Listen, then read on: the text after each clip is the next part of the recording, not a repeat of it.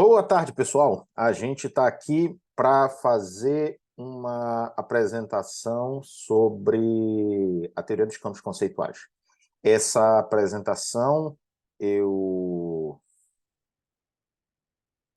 fiz na semana passada, na oitava jornada do MNPF da UFPA, desculpa, tá? E é uma introdução à teoria dos campos conceituais. Lá eu comecei dizendo que em 2021 eu participei desse mesmo evento, mas eu fiz uma apresentação que seria a teoria dos campos conceituais na sala de aula. E eu acho que o nível que essa apresentação que eu escolhi abordar, eu acho que ele não foi o mais apropriado. Então, eu entendo que fazer uma introdução primeiro da teoria dos campos conceituais, trazendo seus conceitos mais centrais, permite com que, se você trabalhe aí, esteja com vontade de trabalhar com Vernier, alguma coisa assim, né, com a teoria dos campos conceituais, você vá começando a ver. E eu enfoquei nessa agora nos exemplos, tá? Então, eu pego exemplos do próprio Vernier, e por isso, talvez, se você for, por exemplo, no ensino de física, que nem eu, atualmente, eu estou no ensino de física, mas eu considero que eu desenvolvo trabalhos também na educação matemática. Tá? Oriento trabalhos também em nível de mestrado, de doutorado, em educação matemática. E também sou professor de matemática, dando fundamentos de cálculo, cálculo 1, né, e outras disciplinas. Por isso, né, quem é do ensino de física e aí está me vendo, né, uma pessoa que fez doutorado em ensino de física, falando sobre a teoria dos campos conceituais no contexto da matemática, pode achar estranho. Mas essas são as razões, tá, pelas quais eu estou trabalhando, porque os exemplos do Vernier são na matemática, e nada melhor do que os exemplos do próprio mestre Vernier para nos guiar nessa viagem. Tá? Então, a apresentação ela tem duas partes, ou três partes, desculpa. Tá? Então, objetivo e pergunta norteadora, biografia resumida do Vernier e uma chamada de atenção para a diferença entre aprendizagem e desenvolvimento. Nós vamos falar dos conceitos básicos que, para mim, né, o próprio Vernier talvez pudesse ver de forma diferente, né, quais são os conceitos básicos da teoria dele. Tá? Eu fiz essa escolha e, claro, se o Vernier visse diferente, falo visse porque o Vernier, infelizmente, não jamais está entre nós, se ele visse diferente, ele, não vou nem dizer provavelmente, ele certamente estaria certo. Tá? Isso é a forma com que eu enxergo a teoria dele, que eu leio a teoria dele e interpreto a teoria dele. Então, eu peguei o artigo do professor Moreira, de 2002, Teoria de Campos Conceituais de Vernier, Ensino de Ciência e a Pesquisa nessa área, e tomei esses conceitos como centrais, porque eu enxergo eles como centrais, e tomei como base porque o professor Moreira ele tem uma capacidade assim incrível de pegar o autor escreve de uma forma difícil, aí ele pega, ele leva para uma forma mais fácil, sem perder o vínculo com a forma com que o autor fala. Isso aí é um processo mágico. E isso também mencionei nessa palestra. Então, por isso que eu estou me guiando, né, no artigo do professor Moreira, mas vou pegando outros artigos aqui que vão estar no final da referência, no final, nas referências bibliográficas dessa apresentação. E os conceitos principais são campo conceitual, conceitos, situações e variantes operatórios, sistema linguístico e semiótico, e os esquemas. Ou seja, os esquemas são as entidades, os elementos cognitivos que nós vamos usar para representar os processos de internalização do sujeito, os processos de ação do sujeito, os processos de raciocínio do sujeito. O campo conceitual, os conceitos e as situações, o conceito é o elo, né, entre esses elementos que o compõem, né, que são as situações, os invariantes operatórios e as representações linguísticas e semióticas, e os esquemas. Então, o campo conceitual se organiza em torno desses elementos. E, por último, eu vou falar dos atos de mediação como implicações didáticas. Vamos ao que interessa. Bom, objetivos e pergunta norteadora. Em primeiro lugar, quais são os principais conceitos-chave da teoria dos campos conceituais? Novamente, reitero, essa é uma escolha minha. Tá? Vou botar uma musiquinha aqui também, né? Que ninguém é de ferro. Aqui, ó. Agora já foram duas aqui.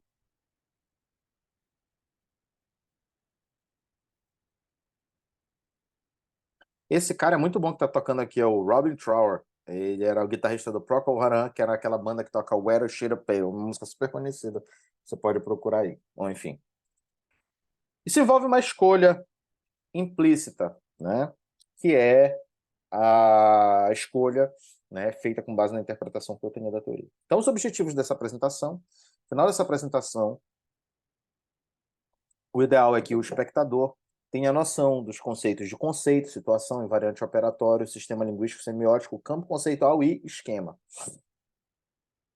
E que o autor possa se situar em torno de exemplos desses conceitos nos campos conceituais das estruturas aditivas e multiplicativas. Quem foi Gerard Vergniaud? Gerard Vergniaud ele era francês, tá? Tem um trabalho da Maria Lúcia Moro, tá? De 2021, que ela faz uma descrição biográfica nele, e eu me baseei nele, porque é super confiável. Tá? A Moro, que não é o juiz ladrão Sérgio Moro, a Maria Lúcia Moro, um nome muito comum no Paraná, inclusive, ela tem um site, tá? Junto com um conjunto de outros pesquisadores de Vergniaud, que se chama Vergniaud Brasil, e eles fazem as traduções de textos importantíssimos do Vergniaud que estão em francês para o português. Eu leio francês, mas eu leio mal, então esse site, né, eu leio mal em francês, claro, né, tô falando. Esse site, ele faz essas traduções que são super importantes e permitem com que a gente tenha uma fluidez maior. E quem não lê francês vai poder ler os trabalhos do Vergniaud. Né? Como vocês bem sabem, franceses adoram escrever em francês, mas muitas pessoas não se interessam tanto assim em aprender francês, embora achem a língua muito bonita, né? Então, o Gerard Vergniaud, ele foi, né, um psicólogo e doutor em psicologia. Ele foi aluno do Jean Piaget, no seu doutorado. Ele foi diretor do Centre National de Recherche Scientifique, que é o Centro Nacional de Pesquisa Científica da França, o CNRS, por muito tempo.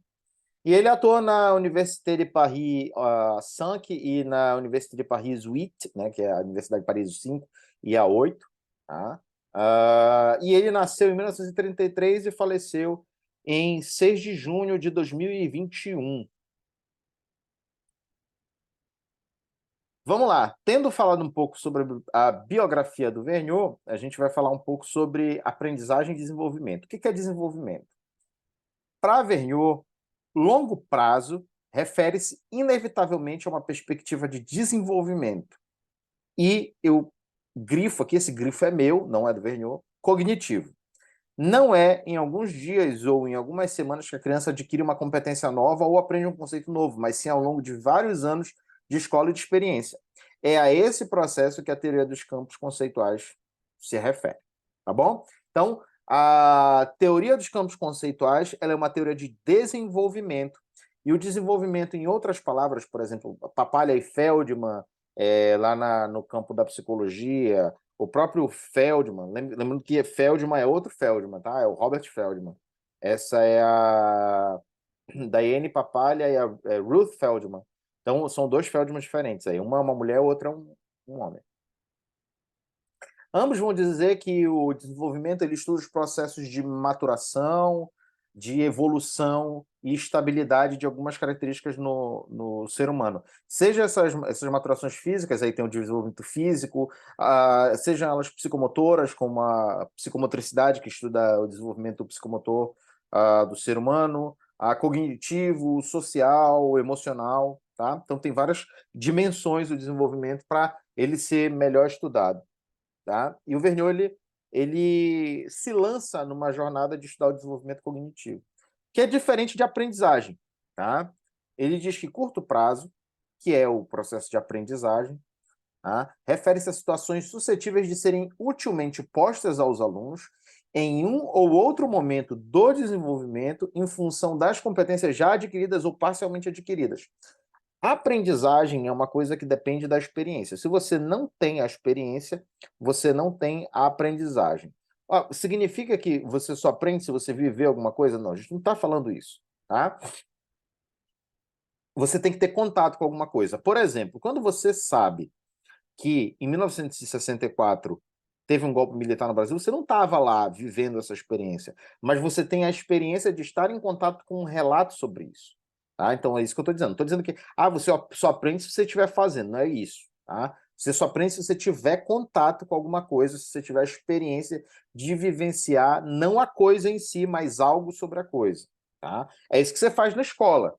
Né? Como é que os cientistas aprenderam que os dinossauros existiram? Não foi estando lá, obviamente. Tá? Então, gostaria de deixar isso esclarecido. Tá? Então, a aprendizagem depende da experiência. Você tem que lidar com aquele objeto, mais precisamente com as situações.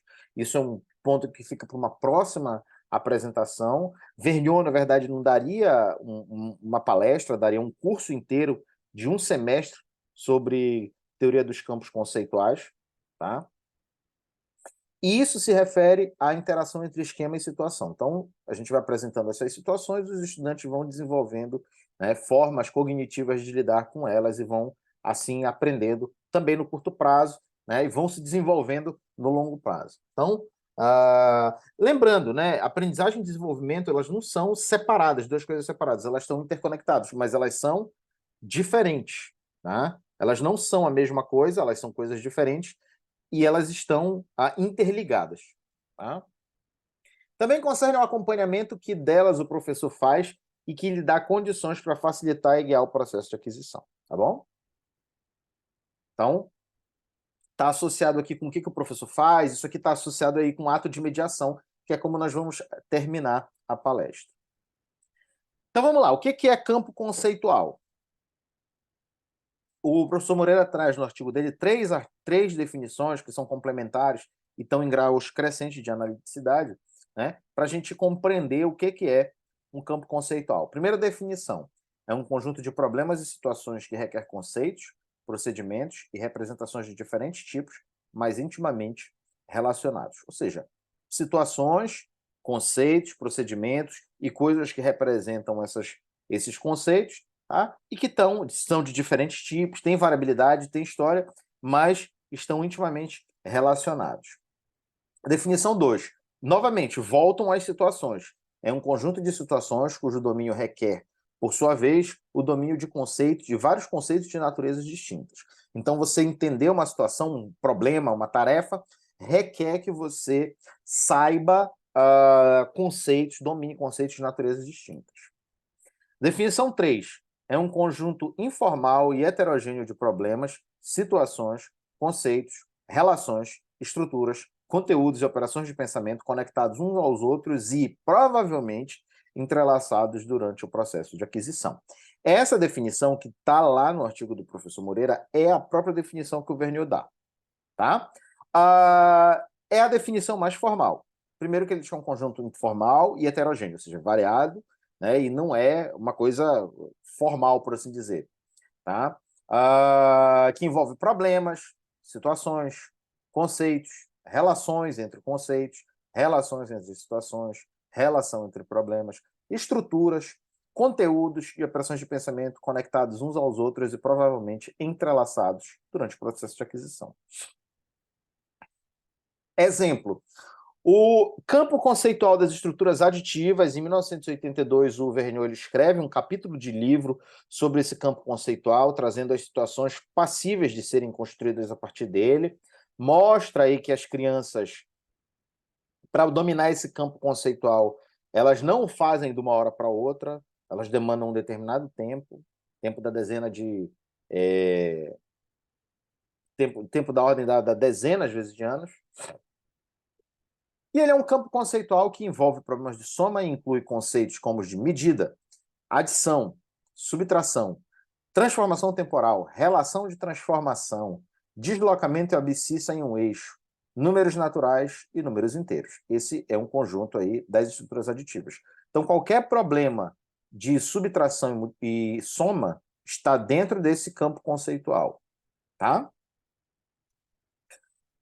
Estruturas multiplicativas. Em 1983, o Vergniaud traz o artigo Multiplicative Structures, What and Why. Esse é um artigo em inglês. Então, quem lê inglês, leia esse artigo, é um artigo brilhante dele. Né? Claro, depois de você ter estudado os conceitos da teoria, você vai ver muito claramente os invariantes operatórios, as representações, as situações que eles apresentam, o grau de dificuldade delas, ele explica tudo bem direitinho. Ele explica, inclusive, algumas coisas que nós que estamos muito bem acostumados a multiplicar, nós não nos preocupamos em entender. Como, por exemplo, por que você multiplica em uma unidade algumas coisas e dá em outra? Isso está relacionado ao conceito de função linear, por exemplo. Então, o campo conceitual que envolve problemas de multiplicação, tá, é o campo conceitual das estruturas multiplicativas. E aí, que conceitos estão ligados? Multiplicação, divisão, fração, razão, proporção, função linear, número racional, similaridade, espaço vetorial e análise dimensional. Análise dimensional, sobretudo. Vamos supor que você vai no supermercado e que a laranja esteja, sei lá, R$6 o quilo. Tá? Então, é R$6 por quilo de laranja. Vamos supor que você compra 2 quilos de laranja. Quanto vai dar a sua compra? Aí você diz, 6 vezes 2 é 12. Certinho. Mas por que deu em reais, deu R$12 e não deu 12 quilos de laranja? Isso aqui está relacionado com o conceito de taxa de variação, tá? E por isso, né, como ele está relacionado ao conceito de taxa de variação, ele se relaciona ao conceito de função linear, tá? O valor de R$6 por quilo é o coeficiente angular da reta que relaciona o preço com a quantidade de laranjas em quilos. Argumentos centrais para você falar de campo conceitual. São argumentos epistemológicos. Tá? Primeiro, a natureza do conhecimento é tal que um conceito não se forma dentro de só um tipo de situações, mas de várias. Tá? Da mesma forma que uma situação não se analisa somente com um conceito, mas com vários. A construção de todas as propriedades de um conceito ou todos os aspectos de uma situação é um aspecto de muito fôlego que se estende ao longo dos anos, às vezes uma dezena de anos, com analogias e mal-entendidos entre situações, entre concepções, entre procedimentos e entre significantes. O campo conceitual, ele é uma unidade de estudo do desenvolvimento cognitivo. Muito bonita essa frase, né? Mas por quê? Porque para você aprender alguma coisa, né, você aprende ali o que está de imediato, né, que você tem uma experiência naquele momento, é algo de curto prazo. Mas o desenvolvimento cognitivo, que, claro, naturalmente está ligado com a aprendizagem, ele ocorre no decorrer de anos. E o desenvolvimento cognitivo envolve também a apropriação, né, de diversos campos conceituais. Tá? E essa construção das propriedades do conceito é um processo desenvolvimental. Tá? Você não aprendeu a somar da noite para o dia. Você demorou muito tempo. Tá? Por quê? Porque você teve que desenvolver novas capacidades para que você conseguisse dominar o campo conceitual das estruturas aditivas. Tá? Então, é uma unidade de estudo para dar sentido às dificuldades na conceitualização do real. E a conceitualização, para o Vergniaud, é o núcleo do desenvolvimento cognitivo. O desenvolvimento cognitivo, o desenvolvimento das estruturas cognitivas, tá? Pleno, ele só acontece se a gente consegue conceitualizar. Ou seja, conceitualização é o núcleo desse desenvolvimento cognitivo. Você vai melhorando as suas capacidades de conceitualização, você vai se desenvolvendo cognitivamente. Tá? Só você pegar uma criança de 9 anos e comparar com um adolescente de 15 e passa o mesmo problema de adição, alguns desses problemas aí o jovem de 9 anos não vai conseguir resolver e o de 15 vai. Mas é porque, se você ensina para o jovem, ele pode até decorar, aprender mecanicamente. Mas ele ainda não tem as capacidades, ainda não desenvolveu as capacidades necessárias para conseguir se apropriar disso. Conceito. Então, o campo conceitual é um campo de conceitos, tá? É um campo de situações, é um campo de representações simbólicas, é um campo de significados, né? Mas o que é um conceito? Um conceito, o Vergniaud ele começa criticando a definição clássica de conceito, que envolve significante e significado. Então, tem a coisa, tem um significado da coisa, aquilo que ela significa, aquele conteúdo que ela evoca na nossa mente, e tem aquilo que é o significante dela, aquilo que representa ela na ausência dela. Essa noção, tá, para o Vergniaud, ela é muito atrasada, ela é muito estática, tá? Então, para o Vergniaud, mais um argumento em favor disso, de que o conceito ele tem que envolver um referente, é uma tese bachelardiana de que todo conhecimento é resposta a um problema. Então, o conhecimento ele sempre se refere a algo, por isso ele tem que ter um referente. E quem é o referente do conceito? São as situações. O que é conceitualizar? Conceitualizar é identificar propriedades, objetos e relações do mundo real. Tá? Então, a conceitualização, ela sempre vai, de alguma forma, se referir a situações. Para você resolver um problema de adição, você tem que se referir a uma determinada situação. Ou seja, o conceito de soma ele é útil e significativo em determinadas... como é que eu posso dizer? Em determinadas situações. O conceito de multiplicação também. O conceito de divisão. Tá bom?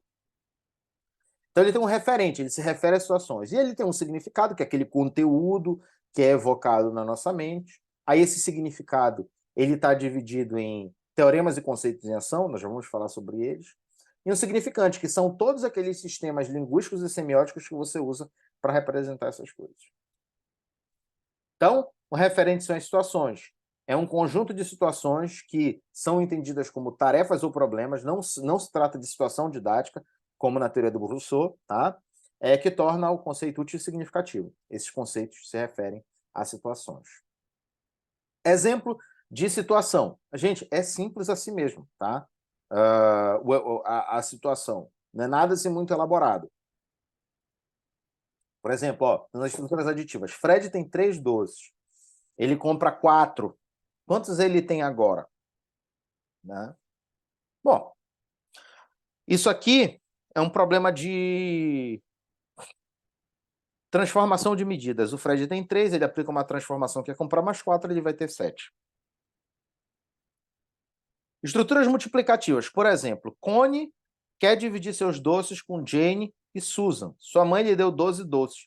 Quantos doces cada uma receberá? Bom, você tem 2 espaços de medidas, a quantidade de doces e a quantidade de crianças. Você tem 12 crianças e você tem uma quantidade aqui, né, que você vai ter um doce, que você vai ter X doces por criança aqui, né? Você tem 12 doces e você tem 3 crianças desse lado, né? Ou melhor, 12... Oh, caramba! Tem 12 doces e tem 3 crianças, tá? Você vai dividir a quantidade de crianças para que você tenha 1 e divide pelo mesmo fator proporcional, pelo mesmo operador escalar, você divide o número de doces. Então, para você ter de 3 para 1, levar de 3 crianças para uma criança, que vai, né, de certa forma, te dizer a diferença aqui, né, a mudança, a transformação de 3 para 1, você vai aplicar essa mesma transformação em 12. Então, 12 dividido por 3 dá 4. Então, você tem 4 doces por criança, tá? A criança, ela pensa intuitivamente assim. Então, ela vai achar aí, digamos, um fator, né, que quando você dividir 3 por 1, você vai dividir 12 por ele, né? Você vai ter o número de doces por criança, tá? Aí depois eu vou trazer de novo essa situação aí. Significados, invariantes operatórios, né? Os significados eles são os conjuntos de invariantes operatórios, objetos, propriedades, relações sobre os quais repousa a personalidade do conceito. Ou conjunto de invariantes operatórios associados ao conceito, ou conjunto de invariantes que podem ser reconhecidos e usados pelos sujeitos para analisar e dominar situações. É o conteúdo do conceito, ou seja, seu significado. Exemplo de significado, ó. Chegamos ao estado final aplicando a transformação no estado inicial. Isso aqui é um teorema em ação. Quando você pega 3 é o estado final e 4 é a transformação, mais 4 é a transformação, e você calcula 7, você está usando esse invariante operatório aqui. Tá? Inclusive, ele pode ser representado assim, ó. Eu já me antecipando aí, ele está representado em linguagem natural, né? Mas eu posso fazer assim, ó.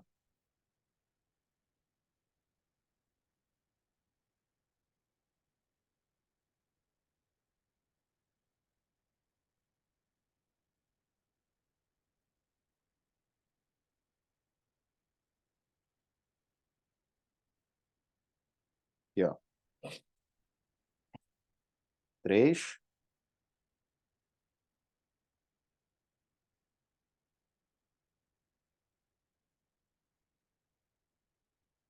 Diminuir um pouquinho aqui, né?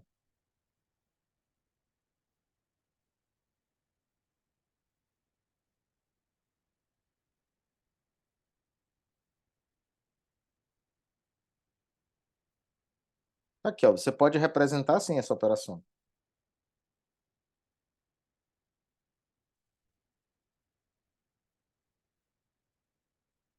Ou, de maneira algébrica, 3 mais 4 mais 4 igual a x, tá? Isso aqui é equivalente a isso.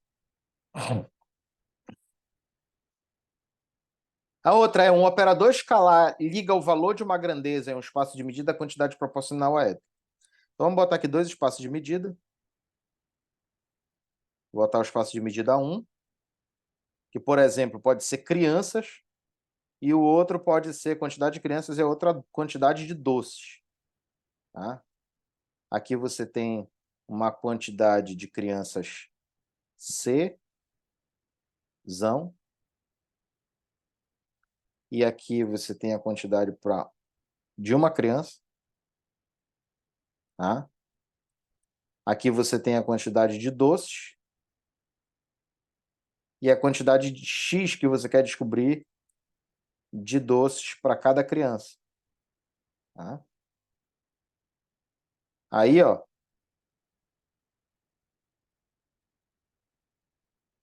Mas isso é o mesmo, tô me referindo ao mesmo invariante operatório, tá? Aqui dividido por C.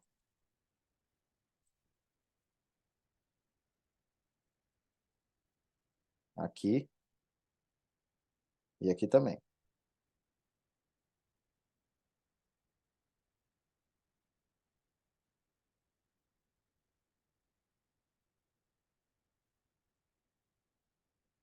Esse aqui é o esquema que o Verneuil coloca. Em forma algébrica, que é o que a gente gosta de ensinar, né? 12. Aqui. 12 é igual a X vezes 3. Tá? E aí você tem, né, x igual a 12 dividido por 3, né? Pode botar assim. Aí, só que aqui você vai ter uma dificuldade para a criança, né, dela entender por que isso aqui, ó, você está dividindo o número de doces e aqui você vai estar dividindo o número de crianças. Ela vai, tá, mas isso vai dar em doces ou vai dar em crianças? Né? Aqui é difícil, né? Mas se você disser que você está... muitas entendem o seguinte, olha, o doce, o número de... Desculpa, era D dividido por C, né? O número de crianças de 3 é 3 vezes uma criança. Então, tem um fator X que, se eu multiplicar por 3, vai dar 12, né? Para números pequenos, as crianças conseguem fazer isso. Aí elas acham o valor de 4, né? Que é esse valor aí em questão. Mas o que eu estou dizendo aqui? Isso aqui não é o conceito em si. Não, ou, desculpa, não é o significado do conceito. É o significante. O significado é isso aqui, ó. Ele é expresso numa proposição e em categorias. Olha as categorias aqui, ó. Estado final é uma categoria, é um conceito em ação. Transformação é uma categoria, é um conceito em ação. Estado inicial é um conceito em ação. A frase toda, que envolve esses vários conceitos em ação, é chamada de teorema em ação. A mesma coisa, um operador escalar, que é o dividido por C, por exemplo, liga o valor de uma grandeza, que é outra categoria, que é outro conceito em ação, e um espaço de medida, que é outro conceito em ação, a quantidade proporcional a ela. A frase toda é teorema em ação. Então, tem também significantes associados a esse conceito, que são sistemas linguísticos e semióticos. É um conjunto de sistemas semióticos, de linguagem natural, gráficos, diagramas, equações, que podem ser usados para indicar e representar esses invariantes e, consequentemente, representar as situações e procedimentos para lidar com elas. Tá? Então, o Vergniaud ele já considera o papel das representações simbólicas ou dos sistemas linguísticos e semióticos. Por que eu coloquei sistemas linguísticos e semióticos? Porque isso parece ser mais exterior. Embora o indivíduo ele se aproprie, internalize e as internalize, isso aqui tem uma tônica mais exterior, tá, ao indivíduo. Aquilo que é expresso linguisticamente, tá? Porque muitas pessoas às vezes confundem alguns trabalhos. Quando o pessoal fala de representação, o pessoal pensa que a representação dinâmica está dentro da nossa cabeça, mas não. Isso aqui são os sistemas simbólicos, linguísticos, semióticos, de signo que a gente usa para representar as coisas e representar os nossos invariantes e representar as situações também. Então, exemplo aqui, ó. Linguagem natural. Quando eu digo que o estado inicial é igual a transformação aplicada ao estado inicial, isso é, bom, é um tipo de representação, tá? Um tipo de significante. Ou equações, por exemplo, F, que é o estado final, é a transformação aplicada no estado inicial, que é essa bem aqui. Ou diagramas e gráficos, como foi aquele que eu montei quando eu estava falando dos invariantes operatórios. Aquilo era o sistema semiótico que estava representando aquele invariante operatório que tinha sido trazido. Então, olha aqui, ó. Aqui nós temos uma situação de subtração, tá? Que é uma transformação de medidas. É uma situação de subtração e transformação de medidas. Existem situações de situação que envolvem composição de medidas que são mais fáceis. Então, olha, por exemplo, aqui, você pode dizer que o fulano estava jogando bolas de gude, aí ele não sabe o que aconteceu no primeiro jogo, mas ele sabe que ele ganhou 7 e ficou com 11. Quantas ele tinha no começo? Aí você pega 11, né, e aplica a transformação... Desculpa. Ele ganhou 7, né? Então aí você aplica a transformação inversa para saber quanto ele tinha antes, que aí é 4, tá bom? Então, ó, 11 menos 7 dá 4, que é esse estado inicial aqui. Com 4, ele ganha 7, dá 11. Então, muitas crianças também fazem essa exploração do fator desconhecido, né? Aí elas vão somando. Ah, ele ganhou 7. Aí qual o número que eu somar com 7 vai dar o 11? É um dos procedimentos, mas isso aí já entra nos esquemas. A gente vai deixar para depois essa explicação que as crianças vão desenvolvendo. Em comentários. Nenhum desses conjuntos pode ser reduzido ao outro. O significado não é o mesmo que o significante não é o mesmo que a situação, e o significado não é a situação. Também, ou tampouco, há correspondência biunívoca entre significado e significante. Ou seja, um significado ele pode ser expresso por vários significantes. E vários significantes... E um significante, desculpa, ele pode ter vários significados. Vamos lá com os exemplos. Em primeiro lugar, na física. Vamos no caso que um significante tem mais de um significado. Trabalho. Trabalho, no senso comum, se refere a, como é que eu posso dizer? Esforço físico, né? Ou a ganhar dinheiro. Na física, o trabalho é o trabalho realizado por uma força. É uma quantidade de energia transformada. Ele expressa isso. São duas coisas diferentes. É aquele caso clássico, todo mundo diz, o halterofilista, ele está levantando lá, não está realizando trabalho. Né? Quando ele fica com a barra lá em cima da cabeça dele parada. É isso mesmo, na física é isso. Mas você vai dizer para uma pessoa no senso comum que ele não está realizando trabalho. Então, é um significante, a palavra trabalho tem vários significados.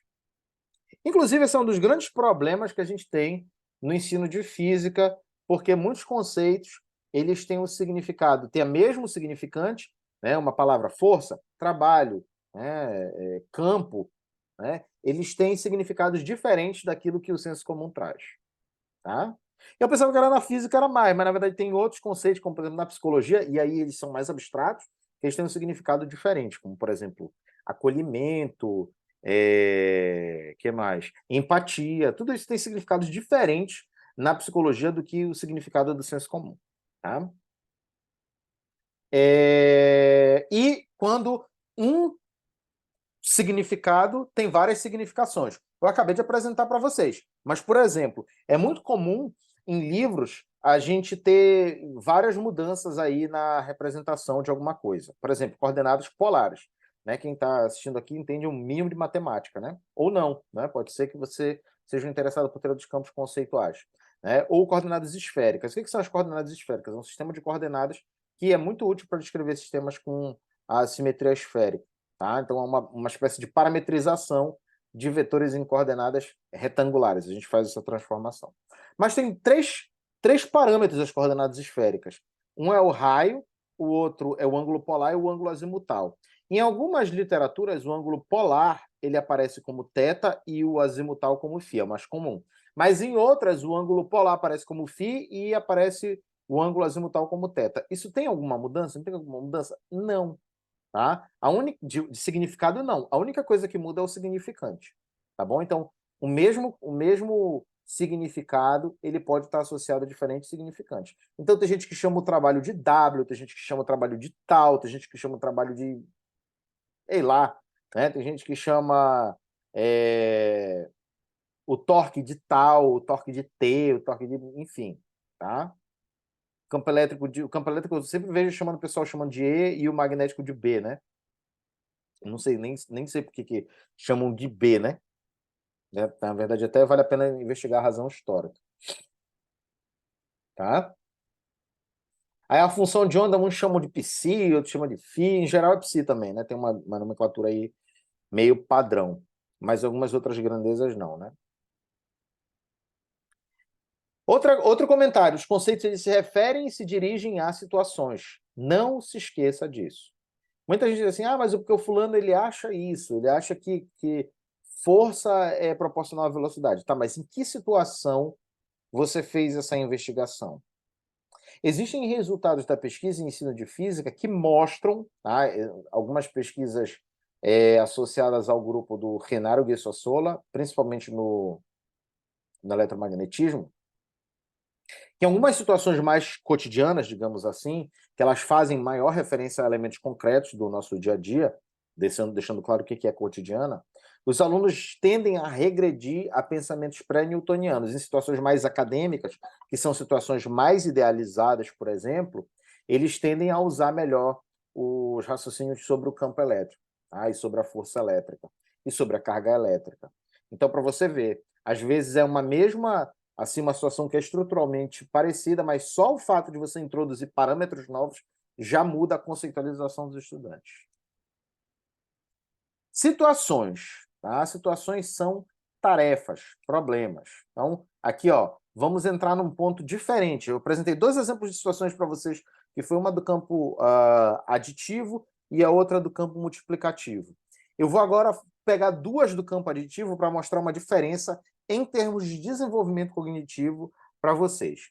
A primeira situação é uma situação do tipo de composição de medidas. A segunda é uma de transformação de medidas. São a mesma operação, tá, gente? Eu vou trazer 2 problemas para vocês com a mesma operação. O primeiro é o seguinte, Fred, vamos pegar o Fred, que já está aí pelo meio, né? Tem 4 bolinhas de gude no bolso esquerdo e 4 no bolso direito. Quantas ele tem ao total? Uma criança de 8 anos, tá? Em condições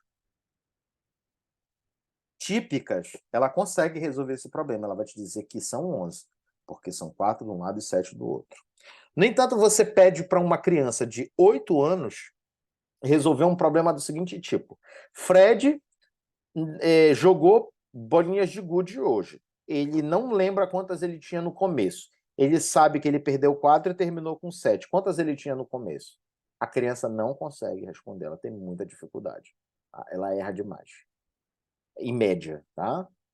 Então, elas conseguem resolver esse problema cerca de um ano e meio depois.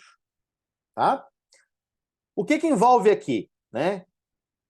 Existem 3 operações de pensamento que são necessárias, no mínimo, para resolver a situação do lado esquerdo. Vê a parte... Opa, eu fiz um gesto obsceno aqui. Vê a parte 1, vê a parte 2, somar as 2 partes para obter o total. Na terceira, são 4... Desculpa, na segunda, são 4 operações de pensamento. Identificar o estado final, identificar a transformação, inverter a transformação e executar uma operação de soma. Então, são 4. É mais difícil trabalhar com 4 do que trabalhar com 3. Sobretudo, realizar essa inversão que envolve mudar a ideia de subtração para soma, tá bom? Então, essas 2 situações são 2 situações do campo aditivo. Por quê? Porque elas requerem uma soma. É a mesma soma, gente. É o mesmo cálculo numérico, soma 4 mais 7. Mas a forma com que a situação é colocada e estruturada faz com que alunos da mesma idade tenham problemas em uma e não em outra. Então, isso é um argumento que eu acho genial do Vergniaud para mostrar o porquê que as situações elas interferem e delas depende o desenvolvimento cognitivo. Então, situações são problemas, são tarefas, e todo problema complexo pode ser analisado como combinação de problemas mais simples. Os problemas oferecem dificuldades específicas que precisam ser conhecidos se nós quisermos ensinar conceitos. E os nossos processos cognitivos e respostas são funções das situações que enfrentamos. O que eu tenho a falar sobre esses 3 comentários, tá? Então, todo problema complexo pode ser subdividido em problemas mais simples, e isso é muito interessante para o professor, né? Sobretudo se ele para ele identificar onde estão as dificuldades dos estudantes, tá?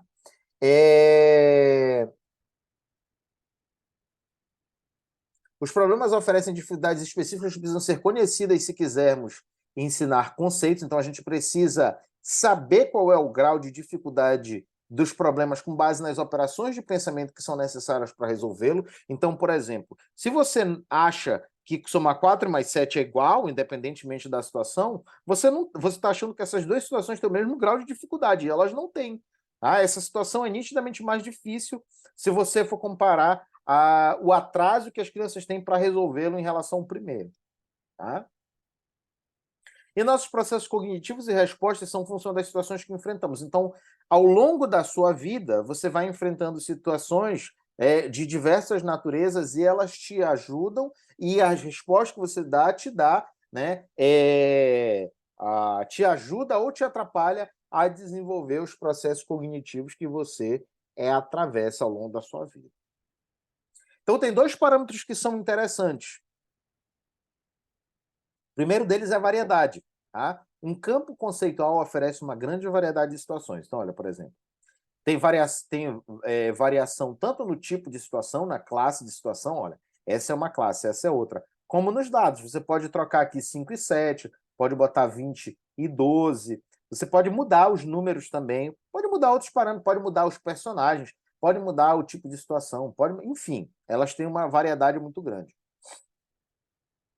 De maneira que é mais fácil falar em termos de geradores de problemas, né? Porque você vai pensar nas operações de pensamento, porque elas podem ser adequadas. Por exemplo, eu estou orientando agora um trabalho muito legal aí, de mestrado, da Patrícia, a Patrícia Tati, que ela está desenvolvendo uma estratégia didática para contextualizar o campo conceitual multiplicativo com alunos de 4º e 5º ano da educação quilombola.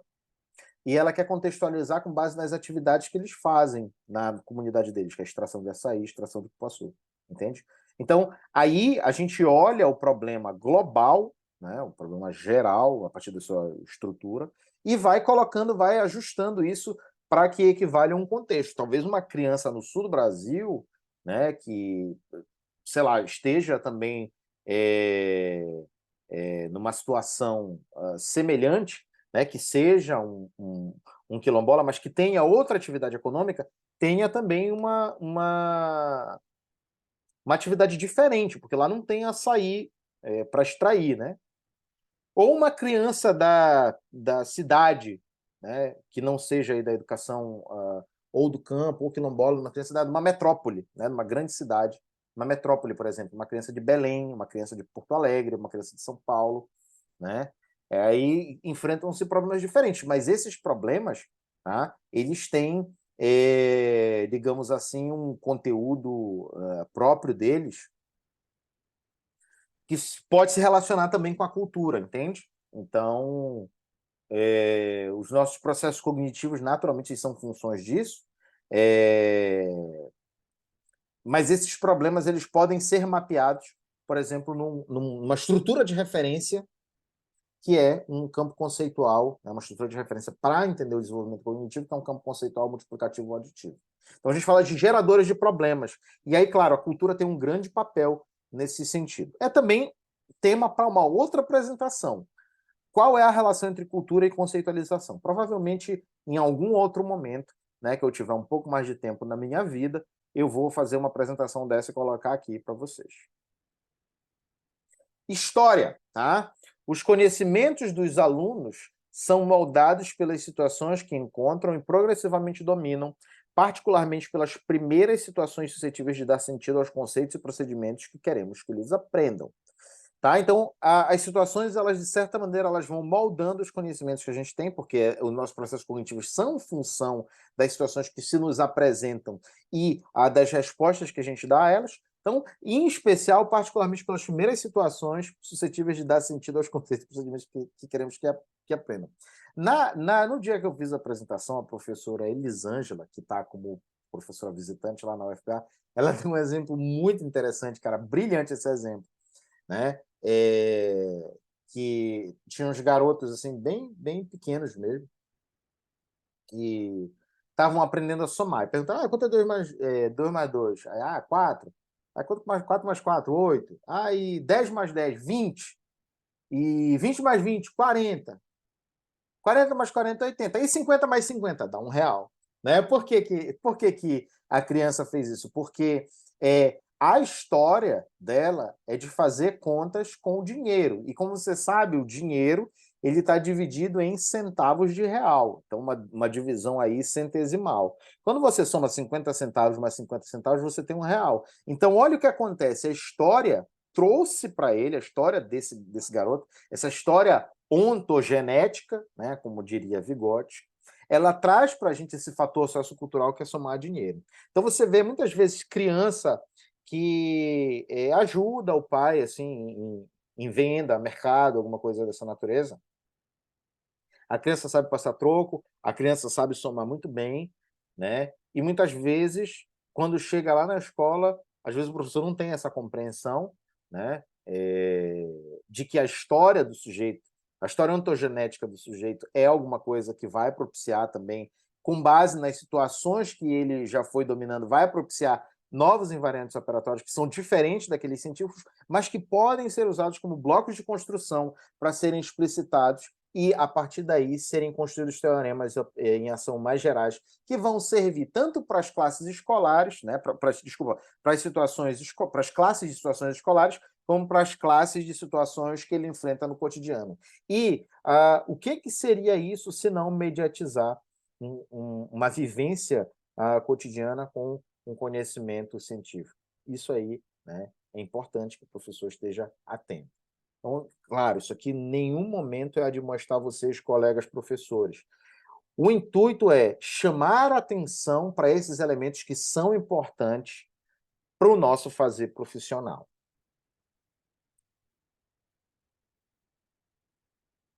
Invariantes operatórios. Invariantes operatórios, eles são a base conceitual implícita ou explícita da conceitualização.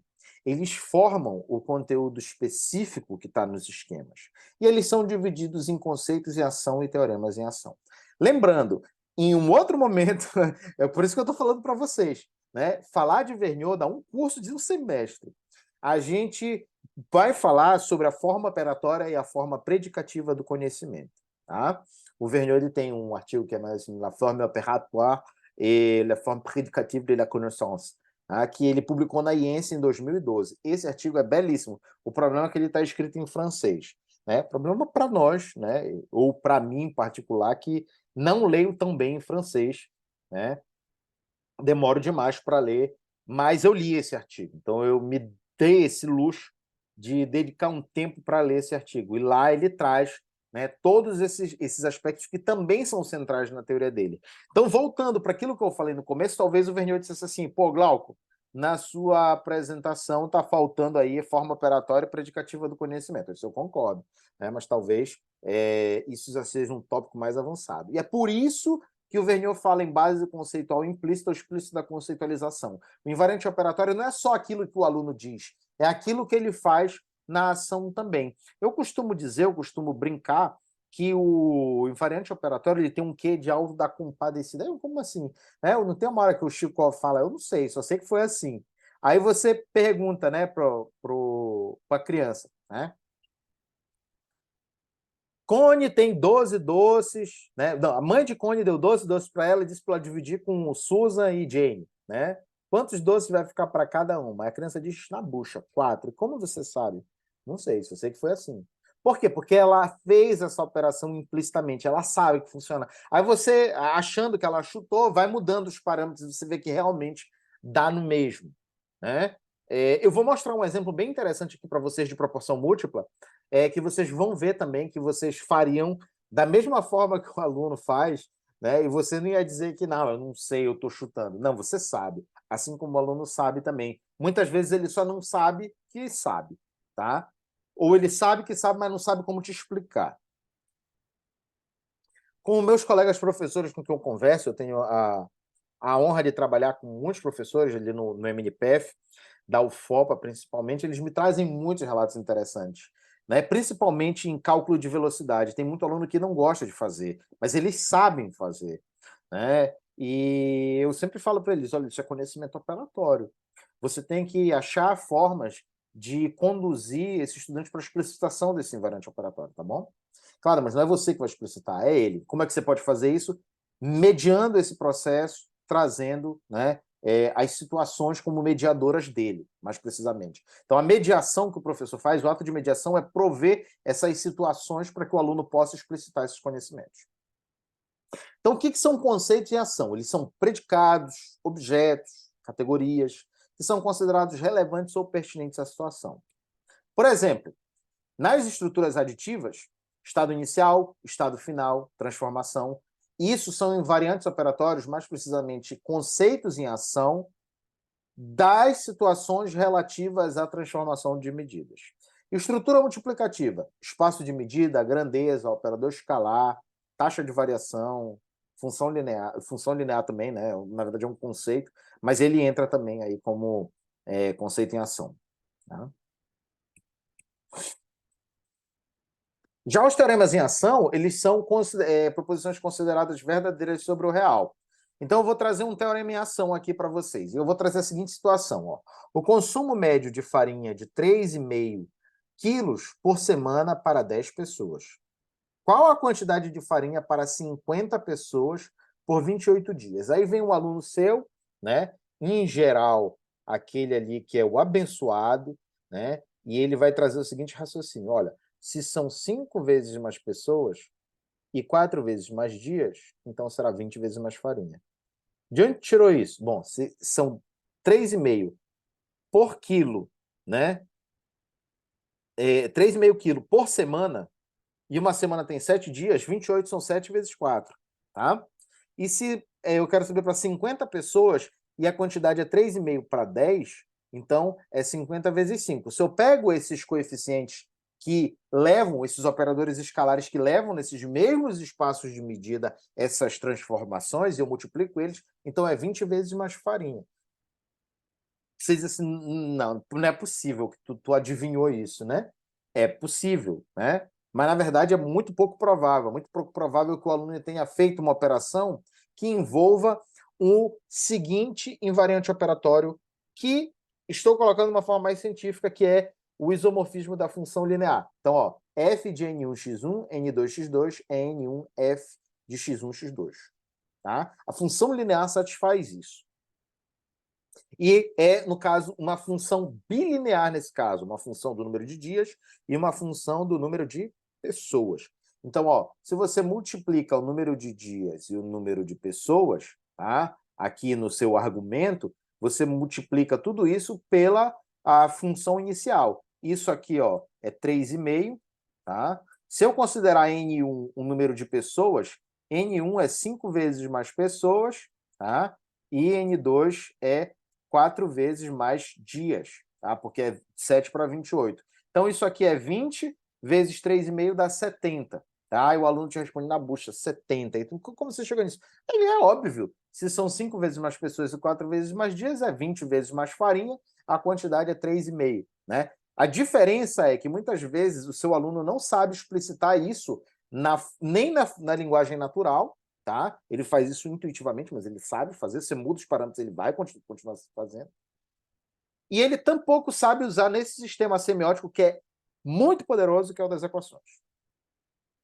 E muitas vezes ele expressa no sistema semiótico da linguagem natural, que é 5 vezes mais pessoas e 4 vezes mais dias, dá 20 vezes mais farinha. A quantidade inicial de farinha era 3,5, então é 20 vezes isso, dá 70. Tá? Isso poderia ter sido expresso também por uma equação, que C, que é o consumo de farinha, é K vezes o número de pessoas vezes o número de...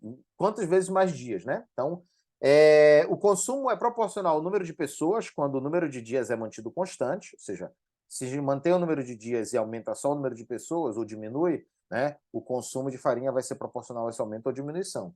E é proporcional ao número de dias quando o número de pessoas é mantido constante. E mesmo se apresente essa equação, muitas vezes o aluno tem dificuldade de interpretá-la. Então, nós temos dois elementos aqui.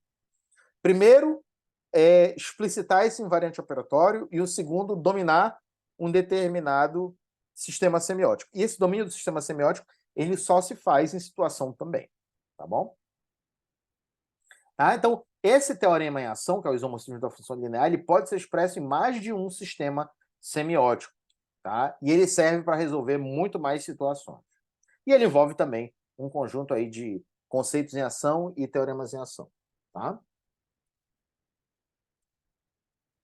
Conceitos e teoremas em ação têm uma relação dialética. Os conceitos eles são ingredientes dos teoremas e os teoremas são propriedades que expressam o conteúdo dos conceitos. Então, conceitos em ação são categorias, predicados e objetos tomados como pertinentes, tá? E os teoremas em ação são proposições. As proposições são compostas dessas categorias, objetos e predicados, e elas dão significado, tá, para esses objetos, categorias e predicados. Então, um depende do outro e eles não conseguem, né, nem se reduzir ao outro, nem se separar. Na ciência, os conhecimentos eles têm uma natureza diferente, eles são explícitos. E conceitos e teoremas eles são explícitos e a pertinência e veracidade deles são discutidas o tempo todo. Conceitos e teoremas em ação são fortemente implícitos, e aí tem uma lacuna que a gente precisa superar, que é articular a forma operatória e a forma predicativa do conhecimento, mas, novamente, isso fica para uma outra apresentação. A parte explícita da conceitualização é apenas a parte visível do iceberg da conceitualização humana. O estado do conhecimento vai se tornando diferente quando ele é explicitado. Por quê? Porque ele se torna debatível. E debatendo, a gente pode elaborá-lo, burilá-lo, né? Torná-lo mais sistemático, mais, enfim, mais geral, mais abstrato, mais invariante. Tá bom? Mais aplicável a diferentes classes. E os sistemas linguísticos e semióticos, que são o terceiro componente do conceito. Tá? As representações simbólicas são elementos de sistemas linguísticos ou semióticos usados para representar invariantes operatórios e situações. Elas não são as representações dinâmicas na nossa mente. Elas dependem das representações dinâmicas, tá? Ou melhor, as representações dinâmicas dependem desses sistemas semióticos, tá? Então, nota de rodapé.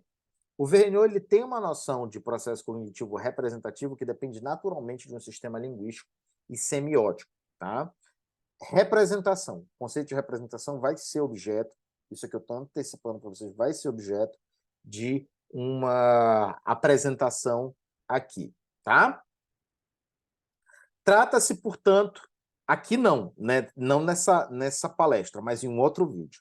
Então, trata-se, portanto, de um sistema de signos e de uma sintaxe, tá bom? Por exemplo, né? Vou trazer aqui diferentes sistemas semióticos. O primeiro deles é um sistema pictórico aqui, né? Que é o que representa os pontos distribuídos aqui, simbolizando um cilindro, né? Que tem um volume, que ocupa um volume no espaço. Ou o volume do cilindro, uma equação representando o volume do cilindro, que é a área da base vezes a sua altura. Ou linguagem natural. O volume é proporcional à área da base quando a altura é mantida constante e é proporcional à altura quando a área da base é mantida constante, tá bom? Beleza. A gente falou de campo conceitual, a gente falou de conceito, e o conceito vai se ligar às situações, a invariantes operatórias de sistemas linguísticos semióticos, porque é isso que compõe o conceito. Tá? E o sujeito, né, ele vai se apropriar desses conceitos nesse campo conceitual. Então, um campo conceitual é um campo de conceitos, então é um campo que relaciona situações invariantes operatórios e sistemas linguísticos e semióticos, relaciona essas coisas todas, estão todas entrelaçadas no processo, procedimentos e tal, mas também tem uma parcela que está associada ao que o sujeito vai internalizar disso e como é que ele vai dominando esse campo conceitual. Ele vai dominando esse campo conceitual porque ele vai desenvolvendo estruturas de conhecimento ou estruturas cognitivas que vão permiti-lo interpretar essas situações, tentar resolvê-las, errar, se frustrar, né, acertar algumas, entender melhor, ter mal entendido, resolver esse mal entendido ao longo do tempo. Quem são essas estruturas cognitivas? São os esquemas.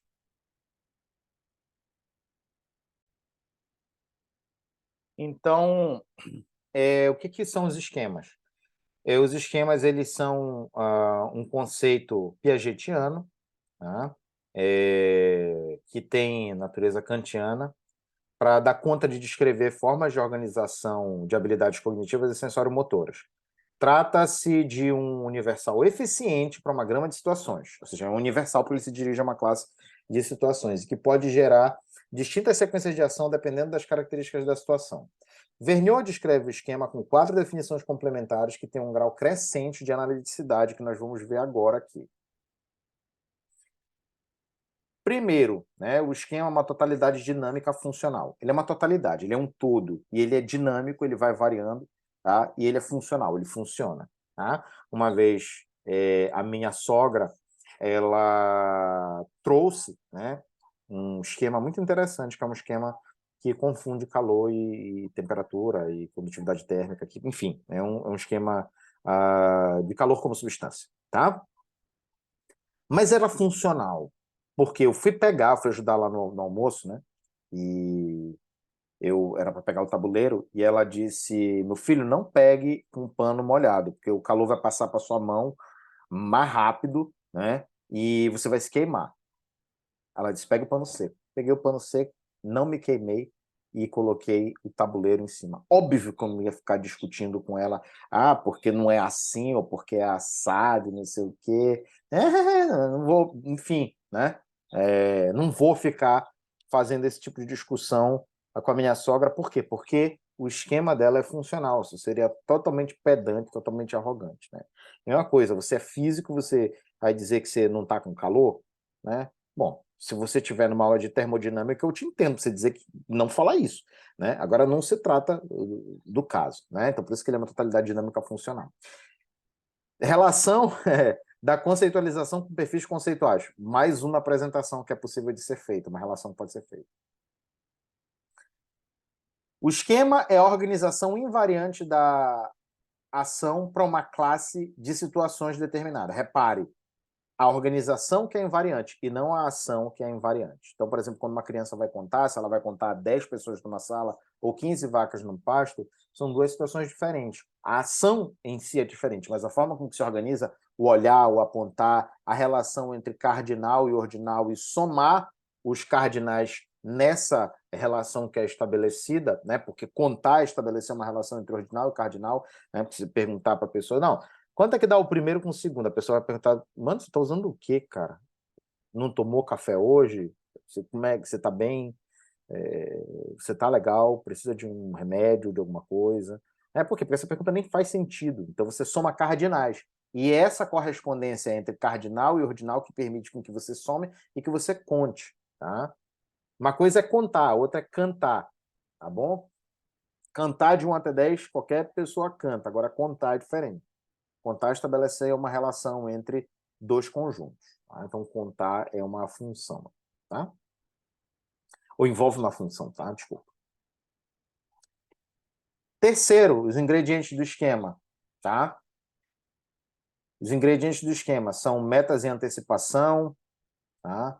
A atividade sempre oferece possibilidade de descobrir sua finalidade, regras de ação, que são regras do tipo sim, então, que permitem a continuidade da ação e permitem a busca de informação e controle das sequências de ação do sujeito. Os invariantes operatórios, que dirigem o reconhecimento de elementos pertinentes à situação e que são os conteúdos dos esquemas, ou seja, você vê que os invariantes operatórios não são só elementos do conceito, mas eles estão também... são conteúdos dos esquemas.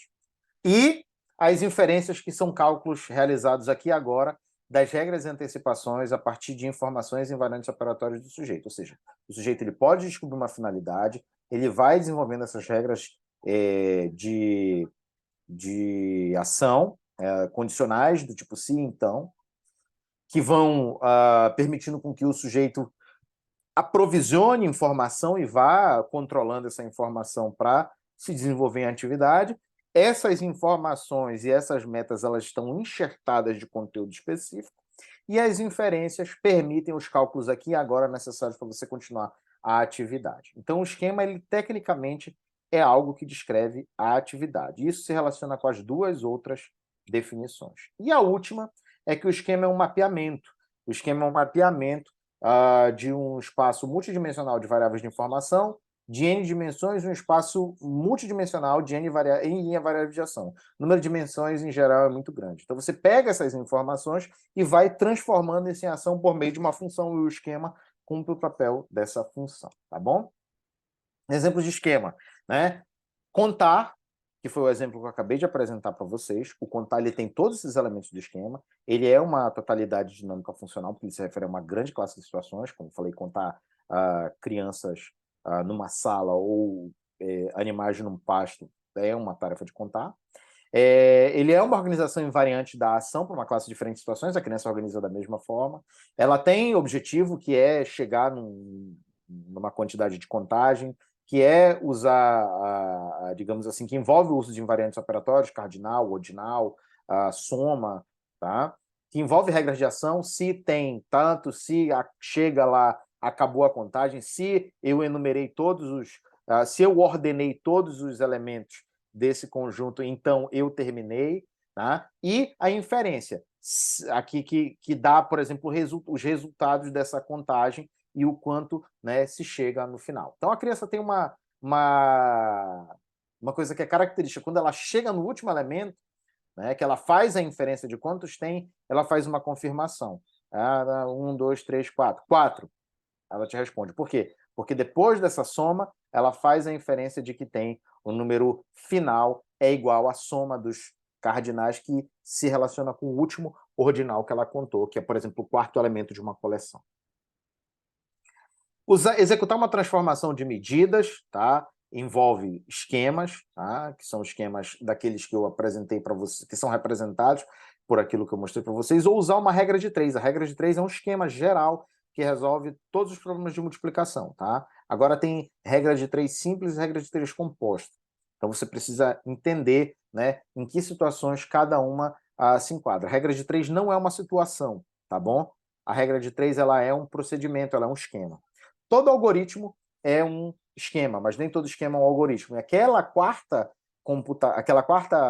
definição de computabilidade do esquema é o que faz com que o esquema seja aproximado de algoritmo. Então, todo algoritmo é um esquema, mas nem todo esquema é um algoritmo, tá? Um algoritmo, ele é um procedimento finito, tá? Com um número de passos finito, que te leva à solução de um determinado problema. E o esquema funciona dessa forma e de outras formas que também não envolvem um número finito de passos. Você pode chegar em canto nenhum, por exemplo.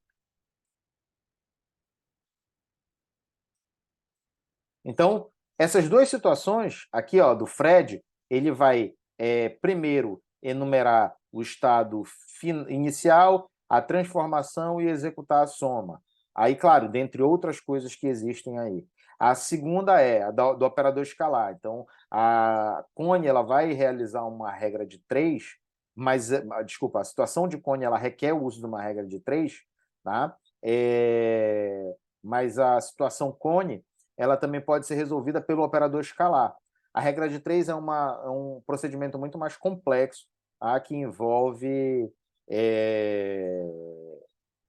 regras gerais acerca das proporções. O operador escalar é uma operação mais imediata porque ela não envolve funções, né? Ou seja, transformações de um espaço de medida para o outro diretamente. Tá? Ela não envolve uso direto de funções e de, por exemplo, taxas de variação, por exemplo. Função linear, tá? Estou falando.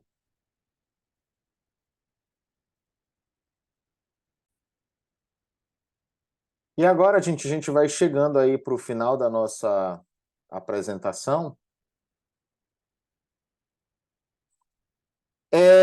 Que são atos de mediação, tá? A teoria dos campos conceituais, embora seja uma teoria de desenvolvimento, ela tem aplicações e implicações para a aprendizagem. A primeira delas é saber como é que o professor pode, tendo essa organização do campo conceitual bem estruturada, a conduzir o processo de aprendizagem, tá? Então, a primeira ideia é que o professor ele é um provedor de situações de problema, ou seja, ele escolhe e propõe situações adequadas para dar sentido aos conceitos ensinados. Tá? Então, ele vai escolher aquelas melhores situações que vão dar sentido para os conceitos que os estudantes precisam aprender com base nas competências que eles já desenvolveram.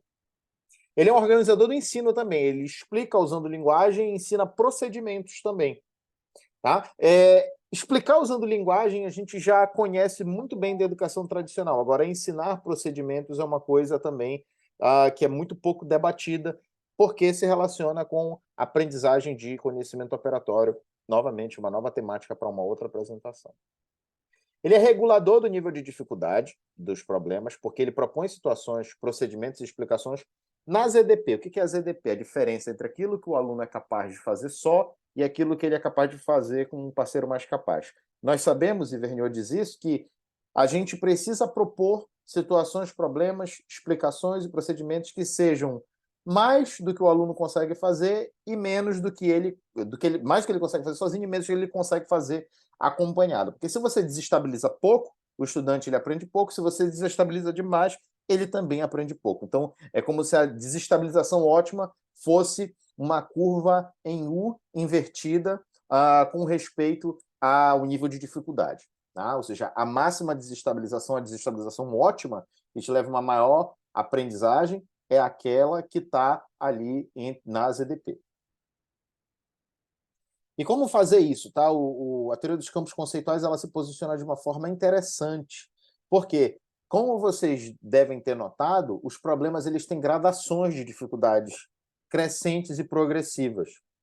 Então, o professor, consciente disso, ele propõe classes de situações que se adequam àquelas competências que os alunos têm. Em outras palavras, você não vai propor um problema de transformação de medida se a criança ainda está aprendendo, por exemplo, um problema de composição de medidas, que é um problema que um tipo de problema que é mais acessível e se relaciona mais fortemente com as competências que aquela criança já tem. E usar diferentes sistemas semióticos, ou seja, usar diferentes sistemas semióticos para o ensino.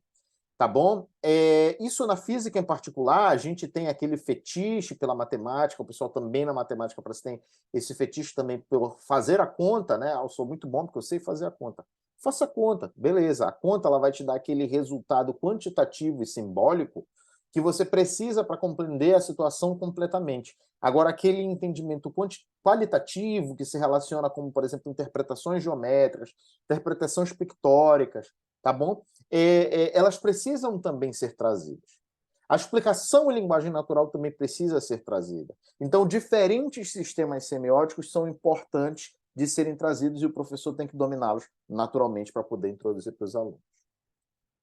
Conceitualização. A conceitualização é outro conceito que dá uma apresentação inteira, tá bom? Dessa mesma extensão aqui. Mas eu posso resumir trazendo a definição do que ela é a identificação de propriedades relações e objetos por meio de conceitos.